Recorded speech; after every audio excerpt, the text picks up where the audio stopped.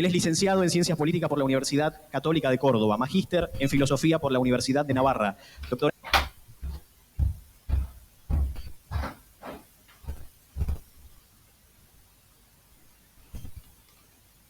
en Filosofía en la Universidad de Navarra, cofundador de Tecnopolitea Educación en Libertad, autor de diversos libros. Recibió la Medalla de Honor del Congreso de la República del Perú en el año 2022 y fue reconocido por el Congreso de Costa Rica en agosto de ese mismo año. Ha realizado conferencias en más de 15 países, entre los que se destacan España, Estados Unidos y México. Hoy nos hablará sobre la manipulación de los derechos humanos desde los organismos internacionales. Recibimos con un fuerte aplauso en el día de hoy y los escuchamos atentamente a Agustín Laje.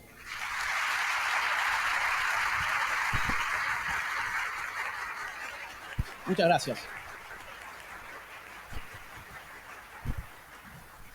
Muy buenas noches a todos, o muy buenas tardes, ya no sé bien en qué hora estamos. Lleno. Es la primera vez que diserto en el Congreso de mi propia patria. Recién adelantaban dos. Yo estuve disertando en el Congreso de Perú, de Ecuador, de Costa Rica, de Paraguay, de Uruguay, de México, de Chile, de Colombia, bueno, muchísimos.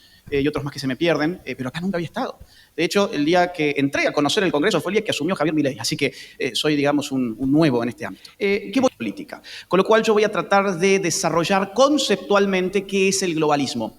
Es un término que cada vez está más en boga, todavía no tiene la misma resonancia ni la misma popularidad que un concepto mucho más próximo a nuestro lenguaje político-económico, que es el de globalización, al punto que mucha gente tiende a pensar que son sinónimos. Mucha gente cree que globalismo y globalización son sinónimos. No. Yo voy a tratar de mostrarles hoy que mientras globalización es un término que refiere a la aceleración y a la ampliación global de los intercambios económicos posibilitados por las tecnologías de la información y las tecnologías del transporte, muy caro a la década del 90, a partir de los 90 sobre todo el término estuvo en auge y nos acompaña todavía hoy hasta el año 2024. Sin embargo, el término globalismo no refiere a eso. El término globalismo es un concepto político que refiere a la modalidad del gobierno sobre los hombres. Los conceptos políticos son conceptos que refieren al gobierno sobre los hombres, muy distintos de los conceptos económicos. El globalismo hay que interpretarlo en términos de lo que está pasando hoy con el Estado-Nación. A mí me gustó mucho el título de esta actividad, que incluía la palabra soberanía. Yo no lo pedí. Pero cuando lo vi dije, bueno, estamos en lo mismo, porque yo entiendo que la clave interpretativa que acompaña el desarrollo del Estado moderno y hoy acompaña su declive es precisamente el concepto soberanía. Hay una escuela de estudios históricos conceptuales alemana, encabezada por Koselleck, que comprende que el concepto no es solamente un indicador, no sirve solo para indicar una realidad, sino que también es un factor de la realidad. El concepto político da forma a los hechos políticos. El concepto soberanía empieza a tener un auge hacia el siglo XVI y no es una casualidad que hacia el siglo XVI empiece a emerger lo que hoy llamamos Estado moderno. Cuidado, el Estado es una criatura viva, finita, temporal, tiene una vida temporalmente acotada. Sus inicios están, insisto, en el Estado moderno, en el siglo XVI, y el primero que va a hablar, yo me voy a guiar un poquito con esta presentación que les traje, digo, por si ustedes necesitan también acompañar la lectura mirando las pantallas, están a sus costados. Quien primero define el elemento característico del Estado es un francés llamado Jean Bodin. Jean Bodin publica en el año 1576 su obra titulada Los 6 libros sobre la República. Allí, por primera vez, aparece con tanta fuerza la idea de que la soberanía es el atributo que define al Estado. Dice así Jean Bodin, república, él por república quiere decir Estado, solamente que la terminología de la época seguía siendo esa, la república como cosa pública, la res pública. La república es un recto gobierno de varias familias y de lo que les es común con poder soberano, decía Jean Bodin. Claro, estaban saliendo del marco de la Edad Media, donde no había una autoridad central que monopolizara el uso de la fuerza. Seguramente todos están acostumbrados desde la emergencia del fenómeno libertario en Argentina a comprender al Estado como una organización que monopoliza el uso de la fuerza sobre un territorio específico. Bien, eso no siempre existió. Para darlo a luz, para parirlo, hubo que explicarlo. Y la explicación giró en torno al concepto de soberanía. ¿Qué es la soberanía? Dice Jean Bodin. 1576, dice, la soberanía es el poder absoluto y perpetuo de una república. ¿Qué significa esto? Que la Iglesia no tiene poder sobre el Estado, pero también significa que los cuerpos intermedios no tienen poder sobre el Estado y que los estamentos, en el caso francés, no tienen poder para generar leyes. Allí donde hay un poder soberano, hay una concentración de la facultad de dar ley a un grupo de personas que tienen algo en común. La soberanía como concepto va a acompañar, va a ir evolucionando desde entonces. Todavía en esta época se pensaba en términos de, cuando se hablaba de soberano, se pensaba en una persona de carne y hueso. Ustedes recordarán una frase atribuida a Luis XIV, que no necesariamente es verídica, está hoy cuestionándose ese asunto, que no es nuestro, pero la frase decía: el Estado soy yo. En ese entonces la idea de soberanía estaba encarnada en una persona de carne y hueso. Quien va a empezar a modificar esa concepción va a ser Thomas Hobbes. Hobbes, quien escribe, publica El Leviatán en el año 1651, monta la portada más espectacular de la historia política. Esa es la portada del libro. Es la portada más discutida, más mencionada, más reflexionada que pueda haber en cualquier libro de política que se haya escrito jamás. ¿Por qué? Porque se trata de un monstruo que él le llama Leviatán, que tiene la forma de un rey.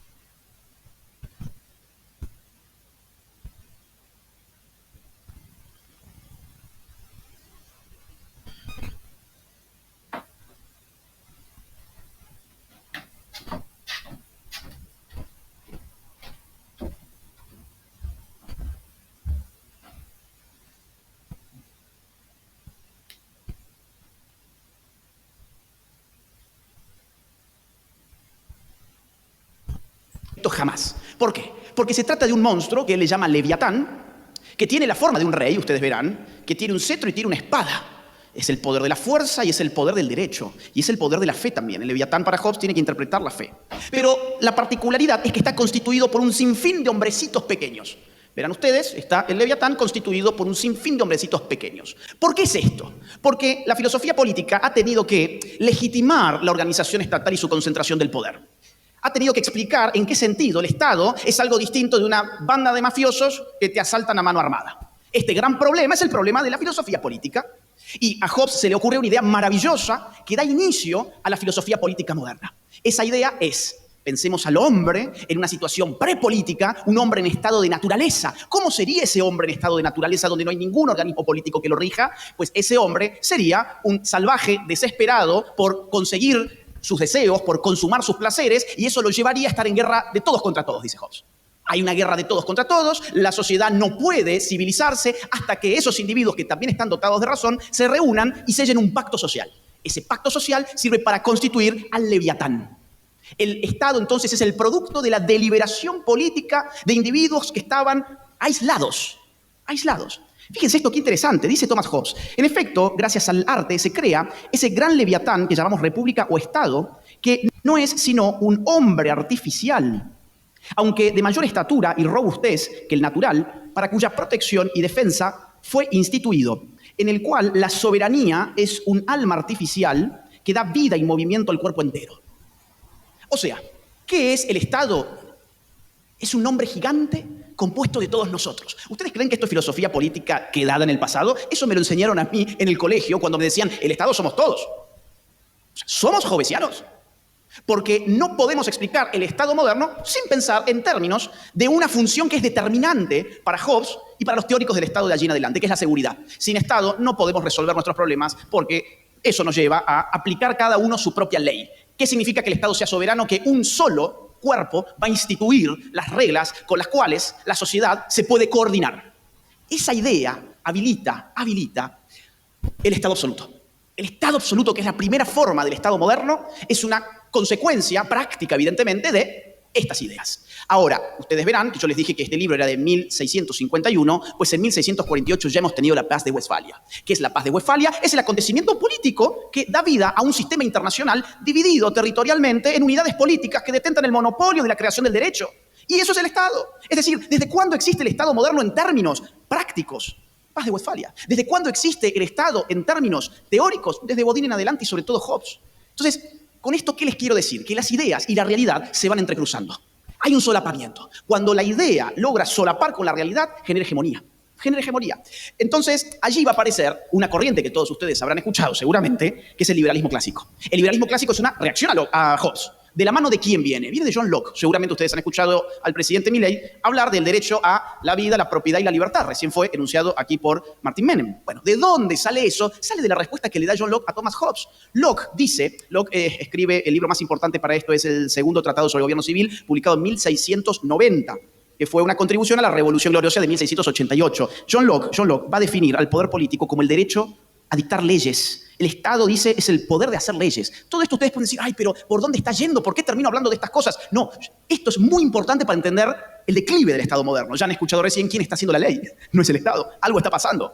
Dice Locke, que no lo voy a leer, pero básicamente dice Locke que en realidad hay derechos naturales que preexisten al gobierno y que deben ser respetados porque los individuos pactan, como bien dice Hobbes, pero pactan para defender sus derechos, no para entregárselos al Estado. Esos derechos naturales son tres. El derecho a la libertad, a la vida, y dice Locke, state, que quiere decir hacienda. Lo podemos traducir por hoy, propiedad. ¿Bien? Entonces, el liberalismo clásico es una reacción al problema de la soberanía, que es, ¿cuál es el alcance del poder legítimo del Estado moderno? El liberalismo dice, bueno, su poder legítimo tiene un freno en los derechos naturales de los individuos. Ustedes vayan registrando todo esto, pues esto es una introducción al tema central.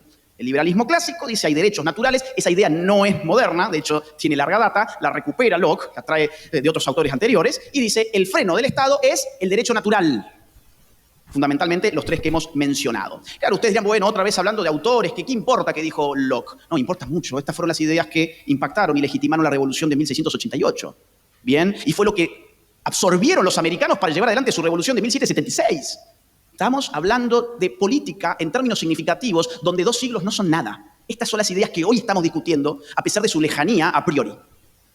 Claro, ahora falta la democracia. Y va a aparecer Rousseau.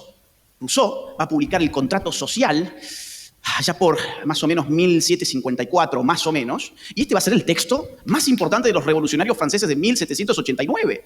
¿Qué iba a decir Rousseau? Sí, es verdad, hay un contrato social, hay un pacto para salir del estado de naturaleza, pero esa soberanía la retiene, ¿quién? El pueblo, dice Rousseau.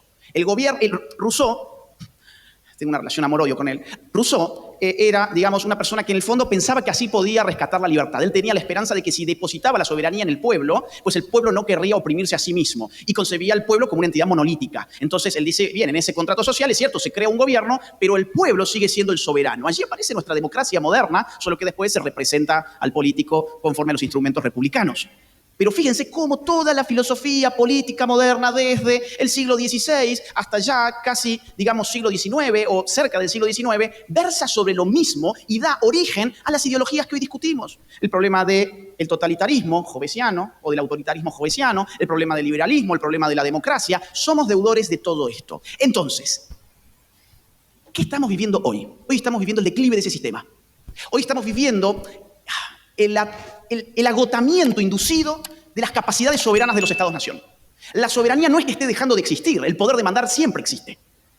Lo que está ocurriendo es que ese poder soberano está siendo destilado, está siendo transferido, está siendo succionado por organizaciones que no tienen base territorial, que no tienen demos, o sea, no tienen pueblo, son apátridas, organizaciones que todavía no han configurado un sistema coactivo, pero están en vías de. Y esas organizaciones se fundamentan ya no en la legitimidad democrática que debemos a la evolución del concepto de soberanía hasta decir, oigan, la soberanía es del pueblo, sino que responde a una nueva legitimidad tecnocrática y filantrópica. ¿Por qué esta gente tiene derecho a mandarnos? En primer lugar, porque saben lo que la humanidad necesita, tecnocracia, y en segundo lugar, porque son filántropos, aman a la humanidad, entonces tenemos que ceder nuestra soberanía hacia aquellos que van a saber cuidarnos mejor de lo que nuestros pueblos pueden hacer conforme a sus sistemas democráticos más o menos perfectos según sea el caso. El modelo del globalismo, curiosamente, miren, esto es muy interesante, también lo encontramos en la filosofía política moderna de fines del siglo XVIII, en Kant. No voy a meterme con las citas porque tampoco veo con lentes ya, pero aparte sería muy largo, no quiero aburrir con estas cosas, pero Kant, ya en La Paz Perpetua, es un opúsculo que si mal no recuerdo es de 1795, dice, oigan, Hobbes planteó un estado de naturaleza que lo resolvió con un contrato social dentro del Estado. Ahora los estados entre sí están en estado de naturaleza entre ellos. ¡Wow! ¿Qué necesitamos hacer para que la guerra de todos contra todos, que ya no es entre los individuos tipo guerra civil, sino que es todos contra todos a nivel estados, cese? ¿Qué hacemos? Y Kant dice, pues creemos una república mundial, creemos un gobierno mundial. Los estados tienen que ceder su soberanía para darle vida a un nuevo tipo de derecho cosmopolita, se llama, y esto garantizará la paz perpetua que los tratados interestatales no sirven para garantizar.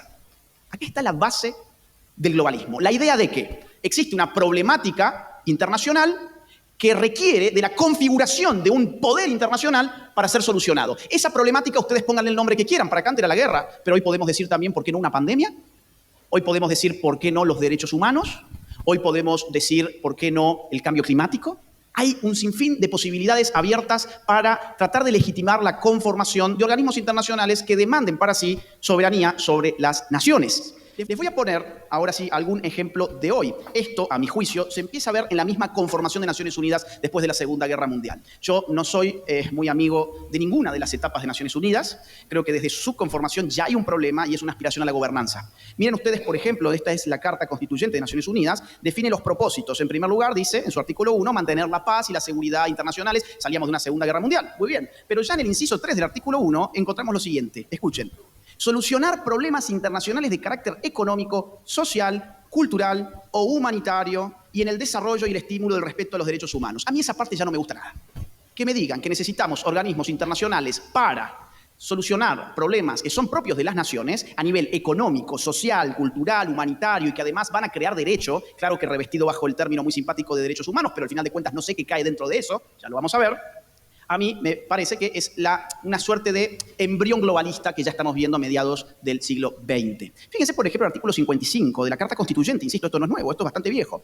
Dice, con el propósito de crear las condiciones de estabilidad y bienestar necesarias para las relaciones pacíficas y amistosas entre las naciones, basadas en el respeto al principio de la igualdad de derechos y a la libre determinación de los pueblos, la organización promoverá, 1, niveles de vida más elevados, trabajo permanente para todos, condiciones de progreso y desarrollo económico y social. 2, la solución de problemas internacionales de carácter económico, social y sanitario y de otros problemas conexos. Y 3, la cooperación internacional en el orden cultural y educativo y el respeto universal de los derechos humanos. Esto trae consigo la necesidad de una serie de órganos especializados, fondos, comités y distintas estructuras que funcionan a la postre como un gran gobierno. ¿Qué es UNESCO sino un ministerio de educación? ¿Qué es UNICEF sino un ministerio de niñez? ¿Qué es la OMS sino un ministerio de salud? ¿Qué es el Banco Mundial? Y así podemos seguir. Es decir, el propósito fundante de Naciones Unidas no es solamente mantener la paz y la seguridad, es gobernanza global, en todos los ámbitos. Además, se dota de un Consejo Económico y Social que podrá hacer arreglos adecuados para celebrar consultas con organizaciones no gubernamentales que se ocupen de asuntos de la competencia del Consejo. Esto es tremendo. Esto es un punto de quiebra en el derecho internacional. Antes el derecho internacional tenía como protagonistas, como agentes, como sujetos del derecho a los estados. A partir de este artículo se genera un punto de quiebre. Ahora aparecen las ONGs. Las ONGs van a tener un rol dentro de organismos internacionales y son, en definitiva, los que van a ir haciendo su militancia y su lobby para ir generando determinadas documentaciones, resoluciones, informes, comunicados, etcétera. Bueno, dentro de dentro de lo que es la Declaración Universal de los Derechos Humanos hay un montón de cosas impresionantes para mí, la verdad. Dentro de lo que es la Declaración Universal de los Derechos Humanos hay un montón de cosas impresionantes para mí, la verdad. O sea, si bien esto es viejo, pero, por ejemplo, dice que todo el mundo tiene derecho al descanso, al disfrute del tiempo libre, a una limitación razonable de la duración del trabajo y a vacaciones periódicas pagadas. Es decir, a ver, yo trabajo 16 horas por día y no creo que nadie esté violando mis derechos humanos. Vamos a decir, tampoco tengo nadie que me pague las vacaciones, por cierto, pero vamos a decir así, es decir, ¿es un derecho humano que te paguen unas vacaciones? ¿O es un derecho que hoy la podrían llamar derecho social o derecho económico? Aquí el gran problema de estos instrumentos es que quieren ser una imitación burda del derecho natural.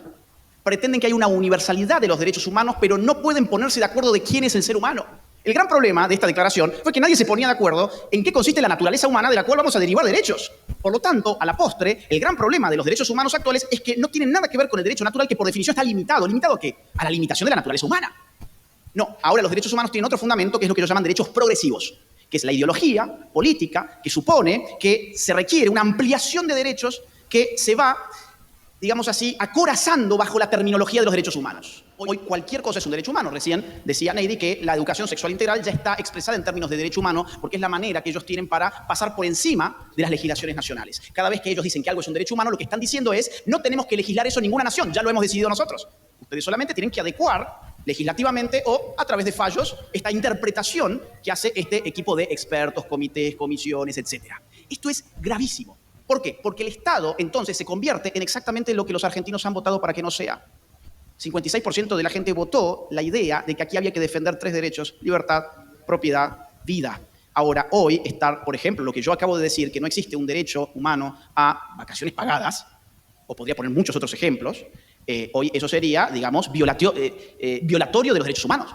Es decir, hoy ser libertario es estar por fuera del 95% de las definiciones de derechos humanos que esta gente da. Y cuando vos decís, ¿y quién lo legisló aquí? Bueno, no, en verdad es una cocina que está fuera de las dimensiones territoriales de nuestra patria, pero por algún motivo estamos absorbiendo eso constantemente. Les voy a dar el ejemplo de la OEA, la Organización de los Estados Americanos, ¿bien? Donde, fíjense, para mí es un calco de las Naciones Unidas en general. De hecho, ellos así lo asumen. El artículo 1 ya dice, dentro de las Naciones Unidas, la Organización de los Estados Americanos constituye un organismo regional. O sea, lo que diga Naciones Unidas, pues la OEA lo tiene que asumir también.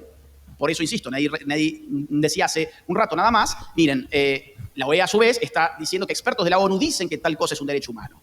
Miren ustedes, por ejemplo, el artículo 30. Dice, los Estados miembros, inspirados en los principios de solidaridad y cooperación interamericanas, se comprometen a unar esfuerzos para lograr que impere la justicia social internacional en sus relaciones y para que sus pueblos alcancen un desarrollo integral, condiciones, bla, bla, bla. El desarrollo integral abarca los campos económico, social, educacional, cultural, científico, tecnológico. O sea, lo que están haciendo es duplicar burocracia.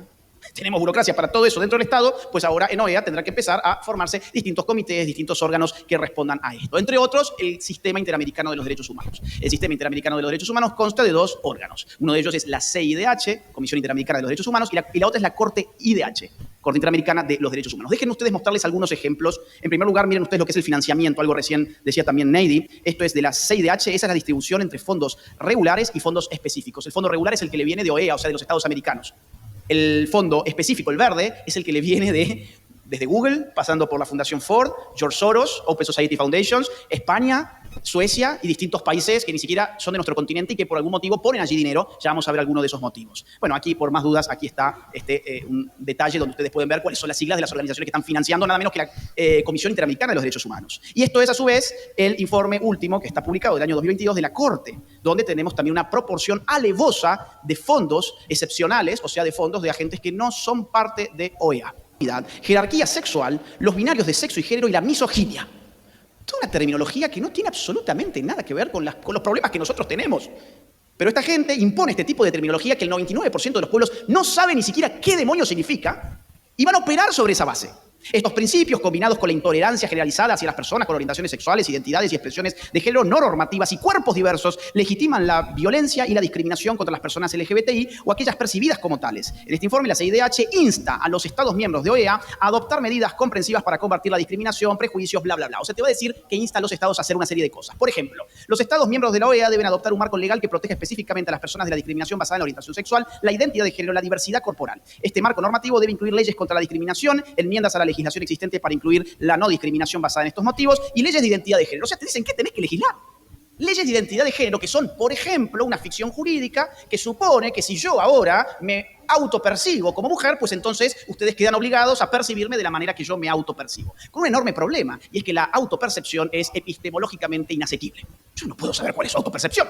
Entonces me expongo a tener un grave problema como el que tuvo Emmanuel Danan, que está aquí además, y que ha sido penado por eso recientemente. Por ejemplo, la CIDH acoge a la posición articulada por el Instituto Nacional contra la Discriminación y la Xenofobia y el Racismo del Ministerio de Justicia, Seguridad y Derechos Humanos de Argentina, y nadie. O sea, felicitó al gobierno kirchnerista por este motivo. Dice de que los genitales y la asignación de sexo son 2 conceptos distintos y que no existe una conexión necesariamente directa entre estos. En este sentido, el INADI ha indicado que la categorización de un hombre o una mujer es un acto social, cultural e institucional. Disciplinamiento ideológico que supone que tenemos que aceptar que un hombre o una mujer son cualquier cosa menos una realidad corporal biológicamente definida. Fíjense, en ninguna de las categorías aparece allí una realidad material biológica. Miren esto otro. La Comisión también reconoce la autoidentificación de cada persona como principio rector. O sea, lo que yo autoperciba ser, pues entonces yo seré o alguien estará violando mis derechos humanos. No se olviden, esto es estándar de derechos humanos. La Ley de Identidad de Género de Argentina constituye la mejor práctica en la región, en tanto no requiere ningún tipo de intervención o procedimiento médico, procedimiento judicial o certificación psiquiátrica o médica para el reconocimiento del género de las personas. O sea, lo que va a pedir, ya vamos a ver, es que los estados quiten cualquier tipo de requisito para, entre muchas comillas, porque es algo imposible, cambiar el sexo. Existe amplia documentación sobre la existencia, escuchen esta es fantástica. Existe amplia documentación sobre la existencia de 2 espíritus y diversas sexualidades ancestrales en grupos y pueblos indígenas antes de la colonización. Las personas, dos espíritus, tienen tanto un espíritu masculino como espíritu femenino. Y después, los retrógrados somos nosotros. Ellos, los progresistas, son los que están a favor de la ciencia y nosotros somos los fanáticos religiosos. Pero tenemos que adecuarnos a esta cosmología supuestamente ancestral. Yo quisiera saber qué te dice hoy un pueblo indígena si le vas a querer meter toda esta basura, de que habría gente, dos espíritus, donde, según el espíritu que se manifieste, sos una especie de cacique no binario. El CIDH ha indicado que los tratados internacionales de derechos humanos, tales como la Convención Americana, son instrumentos vivos que deben ser interpretados de conformidad con los tiempos actuales y como base en un criterio evolutivo. Chao, ya está, perdiste. Perdiste. ¿Qué es la Convención Americana? Es un texto muy claro, léanlo, es muy claro. No, es un instrumento vivo. ¿Qué significa que sea vivo? Que debe ser interpretado con arreglo a la evolución de los tiempos. Yo quisiera saber quién determina hacia dónde evolucionan los tiempos. Créanme, es una cosa muy, muy, muy difícil de hacer. Y además, yo quisiera saber en qué sentido es legítimo imponer a la gente una interpretación sobre la evolución de los tiempos. La CIDH ha señalado que las declaraciones públicas positivas por parte de autoridades del Estado son un factor clave en la lucha contra la estigmatización de las personas LGTBI y que los Estados juegan un rol crucial en guiar los cambios sociales dirigidos a combatir la discriminación y los prejuicios, etc. ¿Esto qué significa? Le está pidiendo a los Estados sean los que esgriman constantemente toda esta pose ridícula, absurda, donde cuanto más banderas multicolor te puedas tirar encima, pues más inclusivo vas a ser y vas a estar, no sé, reivindicando en clave interseccional a todo un grupo de gente. Y además le pide al Estado que sea el rector del cambio social, o sea, que haga ingeniería social. Sigue así. Las políticas estatales dirigidas a educar al público sobre derechos humanos con una perspectiva de género y diversidad no deben limitarse a los ámbitos educativos. Por el contrario, deben ser transversales en todos los ámbitos en los que opera el Estado. No te detengas en la educación. Sí, queremos meter todo esto en la educación, pero no solo ahí está tu rol. El Estado tiene que llevar esta ideología a su totalidad, o sea, hacer de esta ideología un nuevo totalitarismo. Los Estados deben promover que los medios de comunicación jueguen un rol positivo en la lucha contra la discriminación, contra el LGBT, etc. Garantizar que las políticas y programas educativos estén especialmente diseñados para modificar los patrones sociales y culturales. O sea, ¿qué te están diciendo? Te están diciendo, arma un programa educativo para modificar a tu sociedad. ¿Y quién te lo dice? ¿Saben cuánta gente integra esto? En calidad de comisionados, 7. 7 personas le dicen a... ¿Cuánta gente hay en América? Como 1.000 millones, me parece. Le dicen lo que tienen que hacer. A ver, esto es todo menos democracia. Claro, cuando uno ve quién auspició económicamente este informe que sirve como estándar de derechos humanos, va a encontrarse Arcus, que es una fundación muy bien financiada por Soros, Rockefeller, Ford, etc. Y va a encontrarse a la ONU. Entre otras que allí están mencionadas, creo que también está la Fundación Ford. No me da la vista para llegar hasta ahí. Miren este otro. ¿Cuánto tiempo tengo? Avisan, por favor. 5. Preocupación por el avance de sectores antiderechos LGTBI en la región, inclusive en el seno de los poderes del Estado. ¿A qué se refiere? A nosotros. Entonces, a lo que llama, no lo voy a leer entero porque tengo 5 minutos nomás, a que los Estados se comprometan en combatir a lo que ellos llaman sectores antiderechos. ¿Se dan cuenta? Otra vez, es decir, una comisión de gente que no conocemos, que no hemos elegido, nadie la ha votado, le viene a decir a los Estados de nuestra región que tienen que perseguir a disidentes políticos. Los Estados tienen la obligación de diseñar e implementar proyectos que busquen cambios culturales, dice la segunda parte, con la finalidad de garantizar, obviamente ahí viene la inclusión, la diversidad y toda la parafernalia orwelliana típica. Claro, o sea, el Estado tiene la obligación de cambiar la cultura. ¿Con qué patrones? ¿Con los patrones del pueblo argentino? No, con los patrones de la gente que trabaja ahí, que no tengo idea quiénes son. Son apátridas, además. Asimismo, los Estados deben emprender esfuerzos para que las empresas privadas promuevan una cultura de respeto a los derechos LGTBI en relación con sus funcionarios y sus clientes. O sea, el Estado tiene que extender sus tentáculos, ya no económicos, para expoliar la productividad del privado, como habitualmente lo hace, sino que además tiene que marcarle cuál es el camino cultural. Asimismo, es importante la creación de instancias gubernamentales específicas para tratar sobre los derechos de dicha población y trabajar en las políticas públicas. Le hace Ministerio de Género. Voy a tener que pasar. Claro, miren, ¿a quién agradecen aquí? ¿A quién agradecen? Arcus, Wellspring y Philanthropic Fund, que está muy, muy financiado, por ejemplo, por Open Society Foundations. Y después llegamos a este que es el último. Dice, la comisión complementará el estudio de las cuestiones bajo análisis en el presente informe a la luz de los compromisos asumidos por los Estados en el marco de la Agenda 2030 para el Desarrollo Sostenible. O sea, te metieron por la ventana ahora Agenda 2030. Antes, en los otros informes, todavía no te hablaban de Agenda 2030. En este ya te empiezan a decir, che, tu obligación, fíjese, habla de la obligación del Estado. Tu obligación es con la Agenda 2030 y yo interpreto lo que es la Agenda 2030, además. La comisión desea enfatizar que el derecho al reconocimiento de la propia identidad de género también implica el derecho de que toda persona debe ser tratada de acuerdo con su identidad autopercibida. En términos prácticos, esto significa que ante la sola declaración de que una persona se autopercibe en un género determinado, surge el deber de tratar y referirse a esa persona conforme a dicha identidad. Les cuento un caso de mi ciudad, Córdoba, hace un par de años nada más, un preso que estaba en la cárcel masculina, en las celdas masculinas, se le ocurrió que a partir de ahora él era una mujer. Ni siquiera se afeitó, Era una mujer. Pidió a un juez un cambio de identidad de género, como esto es un derecho humano, entonces pasó a ser una mujer y lo pasaron a la celda de mujeres, donde terminó violentando a mujeres y embarazando a una presa. Hoy, si un hombre se mete en un baño de mujeres y alega ser una mujer, pues el dueño de la empresa en cuestión no tiene ningún derecho a decirle que por favor vaya a su baño. Deportes femeninos, donde los hombres ingresan en el nombre de los derechos de la identidad de género y así poder. O gente que se ha jubilado 5 años antes, vamos. En Salta ha habido un caso, un hombre se jubila 5 años antes, pues cambia su identidad de género justo cuando cumple 60 y la mujer se jubila a los 60. Bien. La CIDH declara que una de las herramientas más importantes con las que cuentan los estados para revertir las situaciones de exclusión, dice, son las medidas de acción afirmativa. La comisión apoya entonces las medidas de acción afirmativa, medidas especiales de carácter temporal, ni medidas de discriminación positiva o discriminación inversa. O sea, hoy en el nombre de los derechos humanos tenés que discriminar a las personas según sean opresores u oprimidos según tu ideología.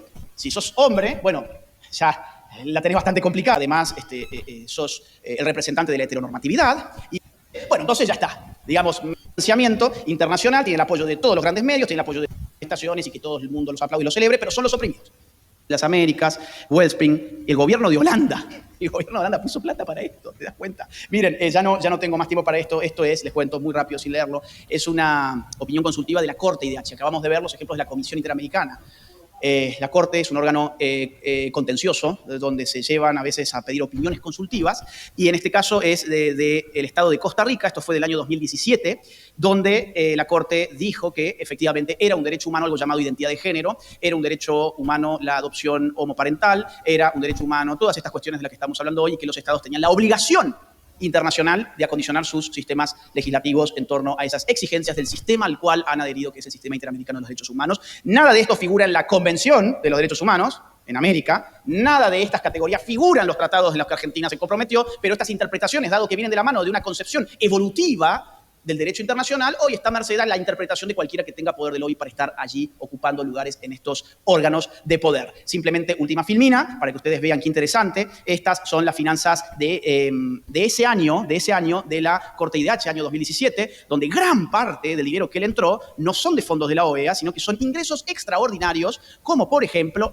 aportes provenientes de proyectos de cooperación internacional, más de $750.000, que viene de la Agencia España de Cooperación Internacional para el Desarrollo, en favor del LGBT. ¿Y cómo lo tienen que interpretar? Te lo dicen, y esto es el informe de la Corte IDH, donde te pide explícitamente opiniones consultivas en favor del lobby LGBT, y acabamos de ver que, en efecto, a fines de ese año salió por fin una opinión consultiva que coronó como derecho humano todas estas cuestiones que estábamos conversando. Bueno, que nuestro pueblo continúe siendo verdaderamente soberano frente a intentonas de élites globalistas que no son populares, que no son democráticas, pero que tienen gran poder de lobby y mucho dinero para imponernos modos de vida que no son los nuestros. Muchas gracias.